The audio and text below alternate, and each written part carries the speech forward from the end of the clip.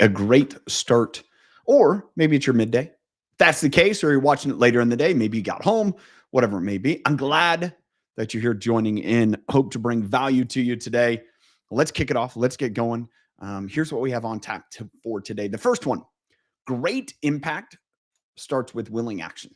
I shared a couple days ago, one of my thoughts of the day is intentions are nothing without action. This kind of goes along the same thought. You can't have impact if you're not willing to take an action. Sometimes you don't even know where that's going to lead you. I can step out today. I can step out of my house, maybe not sure where I'm going to end up today.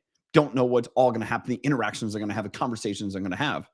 But if I step in action to leave my house today, just to have an impact, to share something, to add value to someone, just no different than hopping on here, it will lead to impact.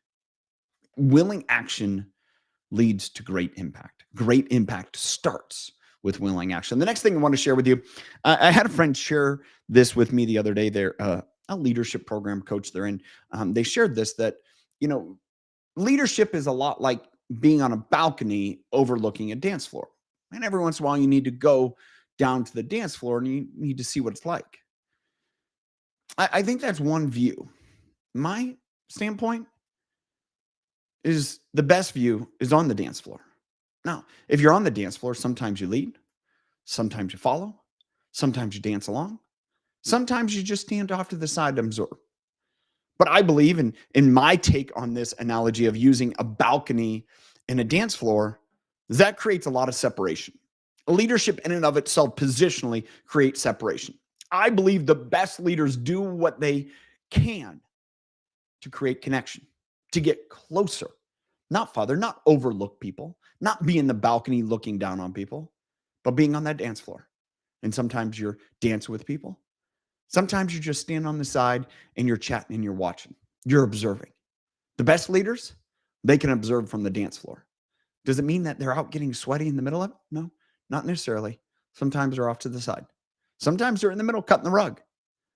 But they never separate themselves by being in the balcony. They're always on the dance floor.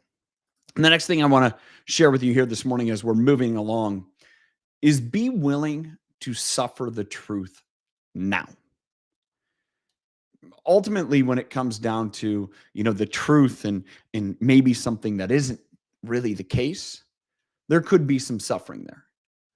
The more willing you are to suffer sooner, the less suffering you're going to have to endure. The more that you put that off, the more that you delay dealing with reality, the longer you're going to have to suffer. I'm going to leave you with this today. Again, thank you for being here. This is my thought of the day and want to share this with you. It's this: connection starts with being open and inviting.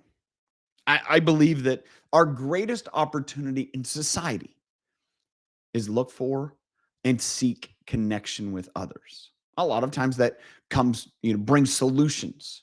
If I have a solution to maybe a problem that you have, or vice versa. But I believe this and know this, that all starts with connection. Leadership starts with a connection.